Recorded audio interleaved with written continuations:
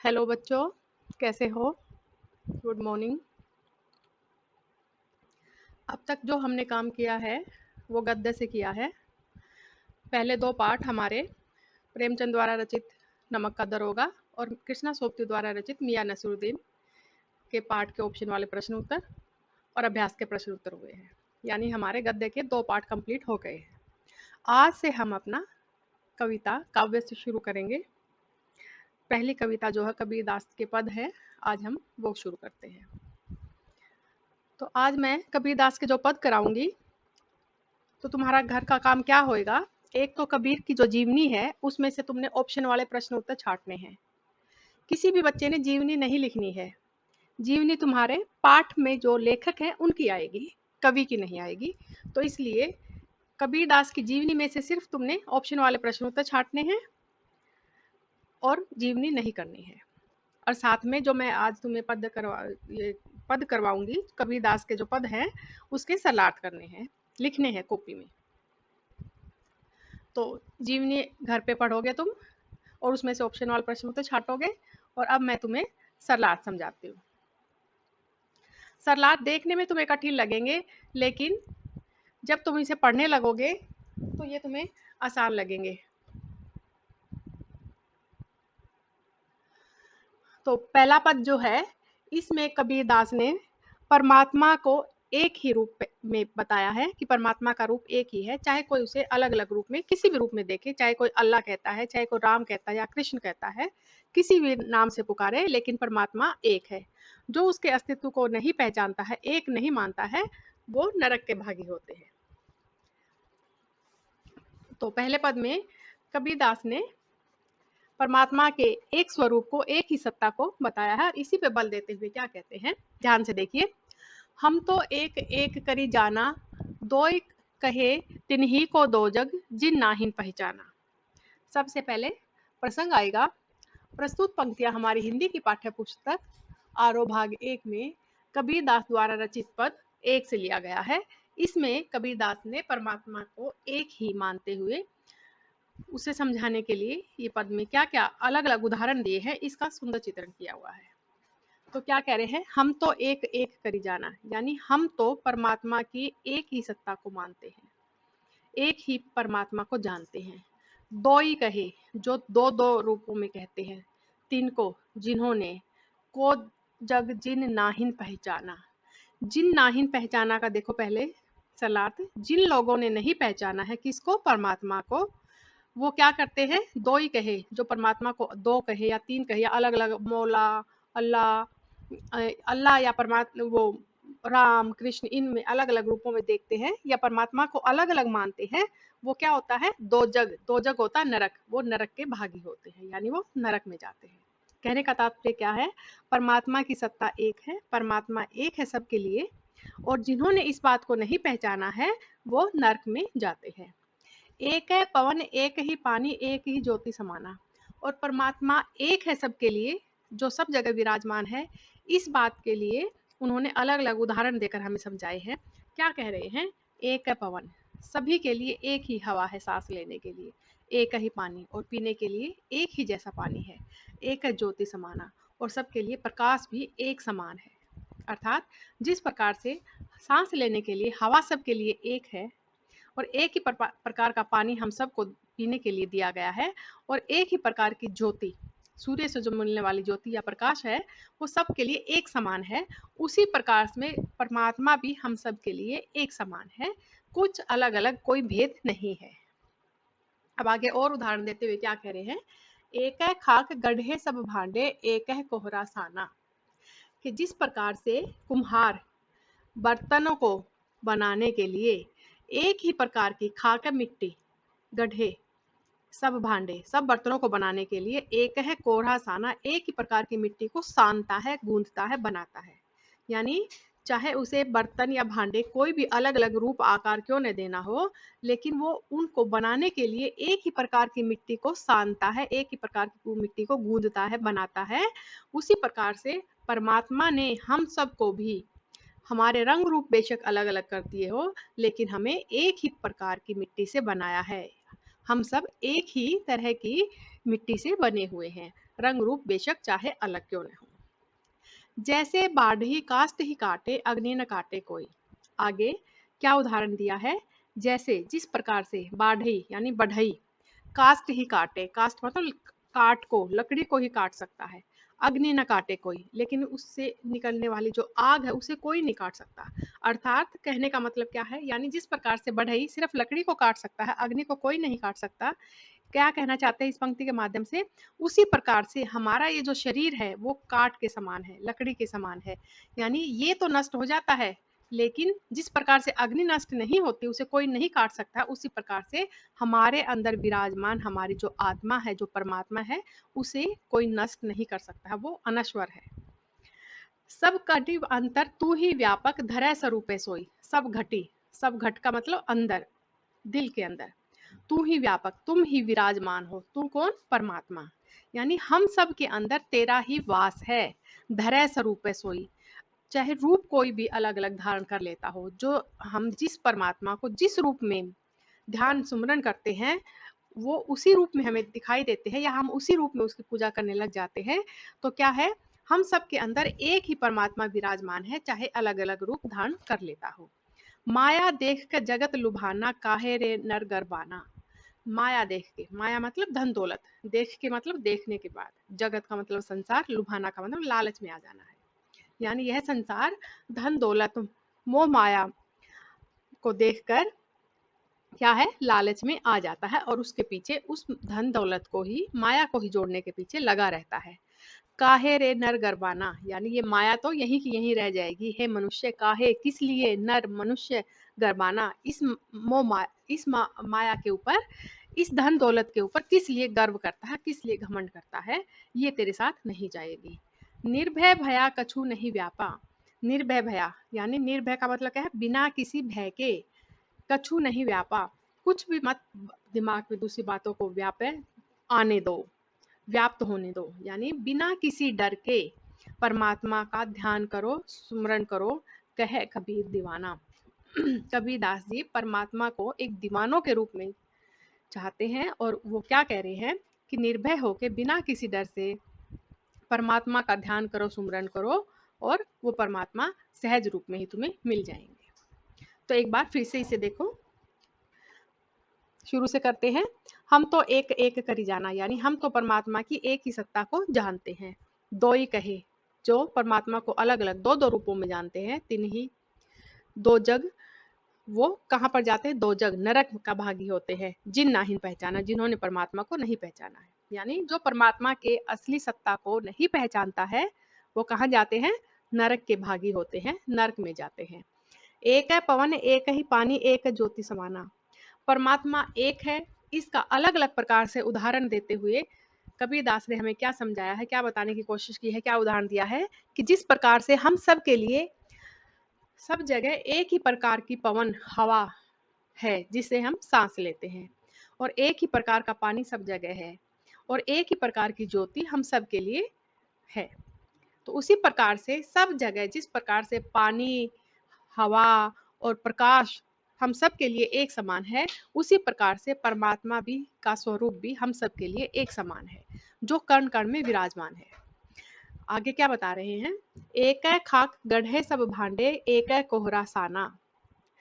मनुष्य का शरीर नाशवान है, इसका लिए उदाहरण क्या देकर समझाया गया है कि एक है खाक गढ़े सब भांडे, कि कुम्हार एक ही प्रकार की मिट्टी को सान कर, मिट्टी को तैयार करके, बनाकर, गूंथकर सब अलग अलग प्रकार के भांडे, बर्तन तैयार करता है। उसी प्रकार से परमात्मा ने हमें एक ही प्रकार की मिट्टी से, रूप अलग अलग हमें दे दिए हैं, लेकिन एक ही प्रकार की मिट्टी से हमें बनाया है। जैसे बाढ़ही काष्ठ ही काटे, अग्नि न काटे कोई। और ये जो हमारा शरीर है, ये नाशवान है, नष्ट हो जाता है। इसका लिए उदाहरण कैसे दिया है कि जिस प्रकार से बाढ़ी का मतलब बढ़ई काष्ठ ही काटे, लकड़ी को काट सकता है, अग्नि न काटे कोई, लेकिन उसमें से निकलने वाली अग्नि को कोई भी नहीं काट सकता है। यानी कहने का मतलब क्या है कि हमारा ये शरीर तो नाशवान है, लेकिन हमारे अंदर जो आत्मा, जो परमात्मा का वास है, उसे कोई नष्ट नहीं कर सकता है। सब घट अंतर तू ही व्यापक, सबके घट, सबके मन में, सबके दिल में, अंतर अंदर तू ही, तुम ही व्यापक विराजमान हो। धरे स्वरूप है सोई, रूप कोई भी, आकार कोई भी तुम धारण कर लेते हो, लेकिन फिर भी अलग अलग रूपों में धारण करके भी सबके अंदर तुम ही विराजमान हो। यानी तुम कौन? परमात्मा विराजमान है। इसलिए हमें किसी दूसरे का दिल नहीं दुखाना चाहिए। हम दूसरे को का दिल दुखाते तो इसका मतलब क्या है? दूसरे को तकलीफ पहुंचाते हैं तो परमात्मा को तकलीफ पहुंचाते हैं। माया देख के जगत लुभाना, काहे रे नर गरबाना। माया देख के, धन दौलत, ऐशो आराम देखकर ये जगत, ये संसार लुभाना, लालच में आ जाता है और उसके पीछे भागने लग जाता है। काहे रे नर गरबाना, हे मनुष्य, ये माया, वो माया तो क्या है? एक दिन यही की यहीं रह जाएगी, या कभी भी वापस चली जाएगी, कभी भी हमारे पास से भी जा सकती है, कुछ भी हो सकता है। तो हे मनुष्य, तू किस लिए गर्व करता है, घमंड किस लिए करता है? निर्भय भया कछु नहीं व्यापे, निर्भय होकर, बिना किसी भय के, बिना किसी डर के परमात्मा को याद कर, उसको नाम ले। नहीं व्यापक, कोई भी बिना किसी डर के। कबीर दास क्या कहते हैं? इसलिए हे मनुष्य, तू क्यों इन दूसरी चीजों के पीछे पड़ा रहता है, भागता रहता है? बिना किसी डर के परमात्मा का नाम ले। और कबीर दास जी ये दीवानों की तरह जो परमात्मा को याद करते हैं वो हमें समझा रहे हैं। तो इस पूरे पद में कबीर दास ने हमें परमात्मा की एक ही सत्ता को बताया है, और परमात्मा ने हमें किस प्रकार से बनाया है उसके लिए अलग अलग उदाहरण दिए हैं, और परमात्मा एक है उसके लिए भी समझाने के लिए अलग अलग उदाहरण दिए हैं। तो पूरे इस पद में क्या है? तत्सम तद्भव शब्दों का प्रयोग किया गया है। विशेष में तुम क्या लिखोगे? पहले तो सबसे पहले भाव की परमात्मा की एक ही सत्ता को बताया गया है, और उसके लिए अलग अलग उदाहरण दिए हैं। अब बता सकते हो किस प्रकार से परमात्मा एक है, इसके लिए पवन, पानी और ज्योति का उदाहरण दिया है। और मनुष्य का शरीर नाशवान है, इसलिए किसका उदाहरण दिया है? बर्तन का, मिट्टी का उदाहरण, मिट्टी से बने हुए बर्तनों का उदाहरण दिया कि हमारा शरीर भी मिट्टी से बना हुआ है और एक दिन वो मिट्टी के बर्तनों की तरह ही नष्ट हो जाएगा। ठीक है। और परमात्मा कण कण में व्याप्त है। इसके साथ साथ क्या बताया गया है? पूरे पद में उदाहरण और उपमा अलंकार का प्रयोग किया गया है, तत्सम तद्भव शब्दों का प्रयोग किया गया है। अब हम अगला पद करते हैं। पहले वाले में तो क्या था? कबीर दास ने परमात्मा सबके लिए एक है, इस बात पे जोर दिया था। अब दूसरे पद में क्या बताया गया है कि जो लोग पूजा पाठ करते रहते हैं, बाहरी दिखावा आडंबर में विश्वास रखते हैं, उनके ऊपर करारा प्रहार करते हुए, उनके ऊपर कटाक्ष करते हुए, परमात्मा को पाने के लिए सहज रूप से हमारे मन में ही व्याप्त है वो, हम अगर उसका ध्यान करते हैं तो हम उसे पा सकते हैं। इसलिए बाहर घूमने की, मंदिर मस्जिद में जाने की, दिखावा करने की कोई आवश्यकता नहीं है। इसलिए हम कह सकते हैं कि बाह्य आडंबरों पर कटाक्ष किया है इस पद के माध्यम से, ये बताया है। तो दूसरे पद में क्या कह रहे हैं? संतो देखत जग बोराना, साच कहे तो मारन धावे, झूठे जग पतियाना। कबीरदास जी क्या कहते हैं? सबसे पहले प्रसंग आ जाएगा इसमें भी। प्रस्तुत पंक्तियां हमारी हिंदी की पाठ्य पुस्तक आरो भाग 1 में कबीर द्वारा रचित पद 2 में से लिया गया है। और इस पद में कबीरदास ने परमात्मा को पाने के लिए कहीं दूर भटकने की आवश्यकता नहीं है, बाह्य आडंबरों पर कटाक्ष किया है। इस बात पर बल देते हुए क्या कह रहे हैं? संतो देखत जग बोराना, कि हे साधु, हे संतो, हे लोगों देखो, ये संसार, जग मतलब संसार, बोराना पागल हो गया है। साच कहो तो मारन धावे, यानी अगर सच बोलते हैं तो ये हमें मारने के लिए भागता है। और झूठे जग पतियाना, और झूठी बात कहे, चापलूसी करे तो हमारे ऊपर ये पतियाना मतलब विश्वास कर लेता है। यानी सच्ची बातों पर तो हमें मारने के लिए भागता है, सच्ची बातें तो इन्हें कड़वी लगती है, और झूठी बातों पर ये झट से विश्वास कर लेते हैं। नेमी देखा धर्मी देखा, नियम, नेमी का मतलब नियम को मानने वाला और धर्म को मानने वाला देखा। प्रातः करे स्नाना, जो सुबह उठकर स्नान मतलब स्नान करते हैं, यानी नियम धर्म को मानते हुए सुबह सुबह उठकर स्नान तो कर लेते हैं। आत्म मारी पखा नहीं पूजे, लेकिन उन्होंने अपनी आत्मा को, आत्म का मतलब आत्मा को तो मार दिया है, यानी परमात्मा को तो मार दिया है। पखा नहीं पूजे, और पत्थरों की पूजा करते हैं। उनमें कछु नहीं ज्ञाना, उनमें कोई भी किसी भी प्रकार का कोई भी ज्ञान नहीं है। बहुतक देखा पीर ओलिया, यानी मैंने बहुत सारे पीर ओलिया देखे हैं। पीर क्या होते हैं? औलिया, पीर और औलिया जो धर्म को मानने वाले लोग होते हैं, उनके जो मुखिया होते हैं वो देखे हैं। पढ़े किताब कुराना, जो किताब कौन सी पढ़ते हैं, कुरान पढ़ते हैं। कै मुरीद तदबीर बतावे, मुरीद का मतलब होता है शिष्य, वो जो गुरु बने बैठे हैं अलग अलग प्रकार के, वो अपने शिष्यों को, तदबीर होता है उपाय, बताए का मतलब बताएंगे, कै का मतलब क्या, यानी वो अपने शिष्यों को क्या उपाय बताएंगे परमात्मा को पाने में। उनमें वो जो ज्ञाना, जो उनमें ज्ञान है, जितना समझ है, वो वही बातें बताएंगे। यानी उनमें खुद में ही ज्ञान नहीं है तो वो दूसरों को क्या समझाएंगे।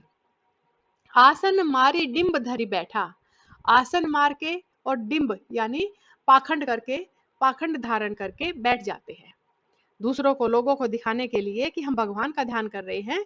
आसन मार के, आलती पालती मार के, और ये आडंबर करके बैठ जाते हैं। मन में बहुत गुमाना, और उनके मन में बहुत ज्यादा गुमान, घमंड होता है।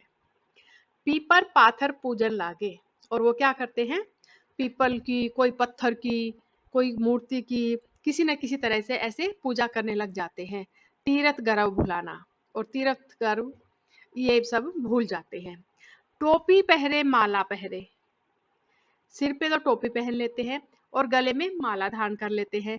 छापा तिलक अनुमाना, छाप का मतलब होता है मस्तक पर, माथे के ऊपर तिलक धारण कर लेते हैं। अब आगे देखो, साखी शब्द ही गावत भूले, साखी और शब्द गाना भूल गए हैं। आत्म कबरी न जाना, और अपने अंदर की खबर वो जानते नहीं है, परमात्मा को पहचानते नहीं है। हिंदू कहे मोय राम प्यारा, तुर्क कहे रहीमाना, और हिंदू और मुसलमानों में आपस में कि हमारा राम ज्यादा हमें प्यारा है, मुसलमान कहते हैं हमें हमें अपना रहीम प्यारा है, और इसी बात को लेकर दोनों आपस में दो लरी लरी हुए, आपस में दोनों लड़ते लड़ते मर जाते हैं। मर्म न काहू जाना, लरी लरी में कौन सा अलंकार है, पुनरुक्ति प्रकाश अलंकार है, एक ही शब्द को दो बार प्रयोग किया गया है। मर्म न काहू जाना, वो इस बात का असली जो बात है उसका मर्म, उसका भेद नहीं जान पाते। यानी चाहे तुम राम को पूछो या रहमान को, परमात्मा तो एक ही है, तुम नाम कोई भी धारण कर लो। इसलिए अगर तुम अपने परमात्मा को लेकर भी अगर लड़ाई करोगे तो तुमने इसका मतलब सही बात को पहचान नहीं पाए हैं। मर्म न काहू जाना यानी सत्य को नहीं पहचान पाए हैं। घर घर मंत्र देत फिरत है, घर घर में भी पुनरुक्ति प्रकाश अलंकार है। मंत्र देत फिरत है, यानी एक घर से दूसरे घर में जाकर अपने जो शिक्षा है या कुछ और है, जो मंत्र है, वो देते फिरते रहते हैं। महिमा के अभिमानी, यानी घमंड के जो अभिमानी हैं, अपनी ख्याति के, अपनी कीर्ति के लिए, अपने यश के लिए जो अभिमान करते रहते हैं, घमंड करते रहते हैं, वो घर घर जाकर अपने जो मंत्र है उनको देते फिरते रहते हैं। गुरु के सहित सिख सब बूढ़े, जो गुरु है उसके सहित, सहित का मतलब साथ, सिख का मतलब है शिष्य, सब बूढ़े सभी मूर्ख है। अंत काल पछताना, और जब अंत समय आता है तो वो सिर्फ पछताते हैं। कहे कबीर सुनो हे संतो, कबीर दास जी क्या कह रहे हैं कि हे संतो सुनो, ये सब भरम भुलाना, यानी ये सब तो धोखा है, इसे भूल जाओ। केतिक कहा कहा नहीं माने, केतिक कहा कितनी बार कहा, लेकिन फिर भी कहा नहीं माने, तुम कहा न, कहना नहीं मानते हो।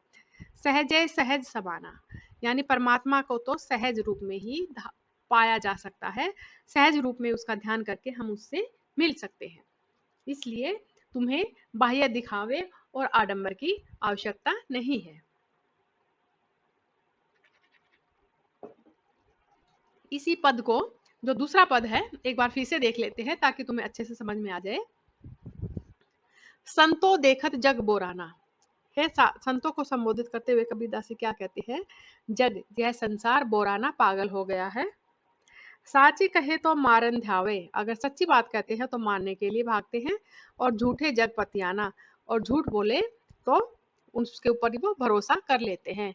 नेमी देखा धर्मी देखा, नियम और धर्म को मानने वाला देखा, जो प्रातः करे स्नाना, सुबह उठकर स्नान करते हैं। आत्म मारी पखा नहीं पूजे, आत्म मारी अपने आप को तो मार लेते हैं, आत्मा को तो मार लेते हैं। पखा नहीं पूजे और पत्थरों की पूजा करते हैं, उनमें कछु नहीं ज्ञाना, उनमें किसी भी प्रकार का कोई भी ज्ञान नहीं है। बहुतक देखा पीर ओलिया, बहुत सारे पीर ओलिया को देखा, धर्म को मानने वालों को देखा, पढ़े किताब कुराना, जो किताब कुरान पढ़ते हैं। कै मुरीद तदबीर बतावे, वो मुरीद मतलब अपने शिष्यों के क्या उपाय बताएंगे परमात्मा को मानने में के लिए। उनमें उह जो ज्ञाना, जो उनमें अपना ज्ञान है उसी के बारे में तो बता सकते हैं, उससे आगे क्या बताएंगे। यानी खुद तो कुछ जानते नहीं है, वो अपने शिष्य को क्या बताएंगे। आसन मारे डिम्ब धरी बैठे, आसन मार के आलती पालती मार के और आडंबर करके बैठ जाते हैं और मन में उनके बहुत ज्यादा घमंड है। पीपर पाथर पूजन लागे, पीपल और पत्थरों की पूजा करने लग जाते हैं और तीरथ गर्व भुलाना और सच्चाई को भूल जाते हैं। टोपी पहरे माला पहरे, सिर पे टोपी धारण कर लेते हैं और गले में माला पहन लेते हैं। छापा तिलक लगाना, छापा मतलब मस्तक पर माथे पर तिलक धारण कर लेते हैं। यानी दिखावा तो बहुत करते हैं लेकिन परमात्मा के सही रूप को नहीं पहचानते हैं। क्या कह रहे आगे, साखी शब्द ही गावत भूले, परमात्मा के भजन ध्यान सुमरन तो करना भूल जाते हैं। आत्म खबरी न जाने, और अपने आत्मा की, अपने अंदर जो परमात्मा विराजमान है उसकी उन्हें खबर ही नहीं है।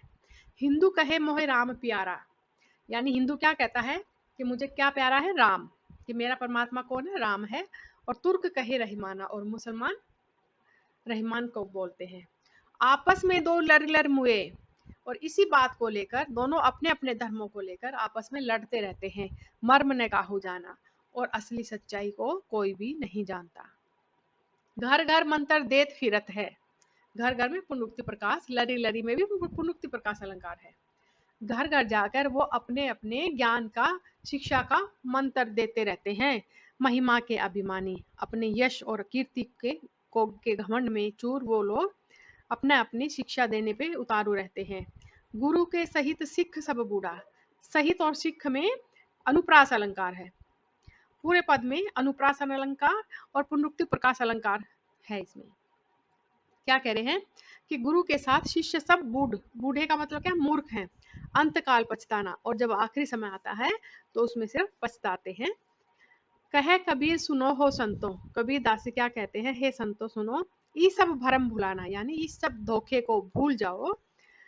केतिक कहा कहा नहीं माने, केतिक का मतलब कितनी बार कहा लेकिन तुम फिर भी कहना नहीं मानते हो।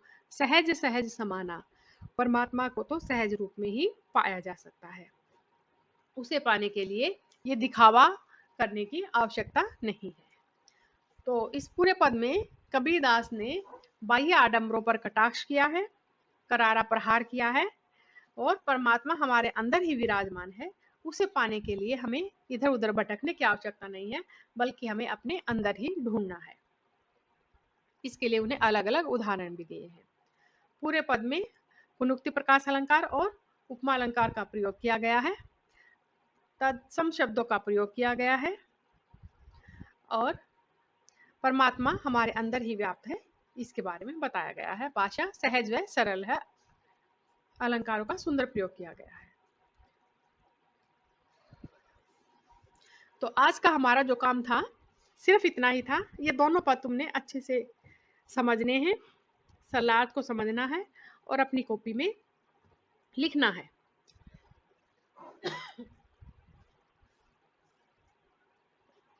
इसके अभ्यास के प्रश्न उत्तर हम बाद में करेंगे। आज का काम तुमने ऑप्शन वाले प्रश्न उत्तर लिखना और ये दोनों पदों के सरलार्थ लिखने हैं। तो आज का हमारा इतना ही काम है। कोई भी बच्चा अपने काम को पेंडिंग नहीं छोड़ेगा। आज भी बहुत सारे बच्चों ने अपनी कॉपी में से जो काम किया है वो मुझे नहीं भेजा है। अब मैं उनके घर में फोन करना शुरू करने वाली हूँ, इसलिए हर बच्चा अपना काम जरूर रोज की रोज करे, कोई भी काम पेंडिंग न छोड़ा जाए। Thank you.